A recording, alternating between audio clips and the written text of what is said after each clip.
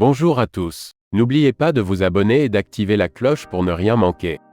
C'est parti. Aujourd'hui, je pousse un cri du cœur contre ceux qui ne peuvent s'empêcher d'exprimer leur agacement face au mutisme de Mbappé, allant jusqu'à le critiquer et le vilipender de toutes les manières possibles.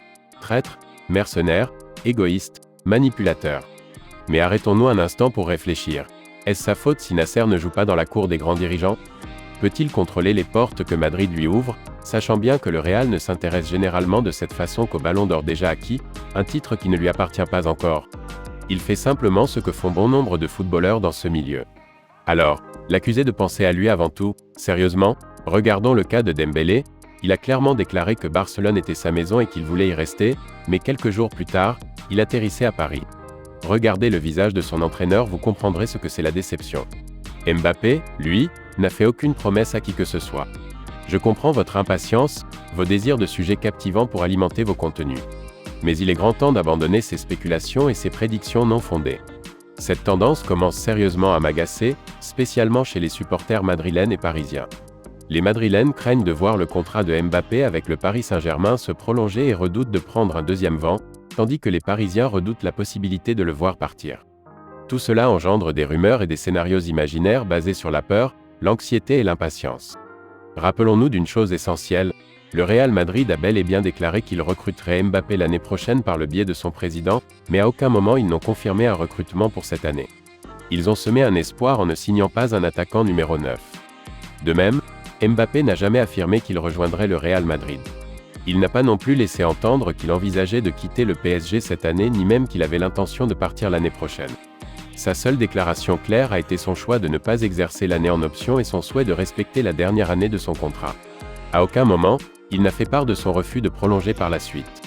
Certains suggèrent que Mbappé pourrait utiliser le Real Madrid comme levier pour obtenir un meilleur contrat, une stratégie courante dans le monde du football. Cela fait partie du jeu, et de nombreux clubs ont déjà utilisé cette approche pour faire monter les enchères lors des transferts. C'est une réalité dans le monde professionnel du football. Comment cela peut-il encore vous étonner? Pour ceux qui trouvent l'interminable feuilleton fatigant, cela découle souvent de leur attente d'une issue positive qui corresponde à leurs souhaits. Cependant, il est essentiel de se rappeler que Mbappé n'a jamais clairement indiqué qu'il avait l'intention de quitter le Paris Saint-Germain. Il n'a pas non plus confirmé s'il allait prolonger ou pas son contrat, ni de rejoindre le Real Madrid. En réalité, il n'a pas encore pris position de manière catégorique sur ces questions. Il est crucial de mettre un terme à l'impatience de le voir évoluer ailleurs, car nous avons tendance à le juger en fonction de nos propres désirs. Nos craintes de déception par rapport à nos attentes sont souvent à l'origine de cette impatience. En attendant que les parties concernées fournissent des informations concrètes, il est impératif de faire la distinction entre les faits réels et nos espoirs personnels. Il est inutile de critiquer, insulter ou vilipender Mbappé pour protéger ses propres intérêts, une démarche tout à fait naturelle.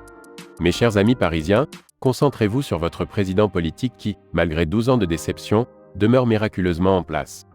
Dans de grands clubs tels que le Bayern, le Barça, le Real et Manchester, un tel fiasco aurait déjà provoqué un départ du président, et ces clubs n'auraient jamais cédé à autant de caprices ni viré des joueurs pour satisfaire un joueur capricieux qui pompe nos finances. C'est là une vraie institution. En revanche, amis madrilènes, votre club semble rendre cette affaire personnelle, voulant prouver sa détermination à tout prix. L'espoir est né du non-recrutement d'un attaquant et des déclarations franches sur le désir de l'acquérir l'année prochaine. Imaginez-vous à sa place, avec deux opportunités devant vous.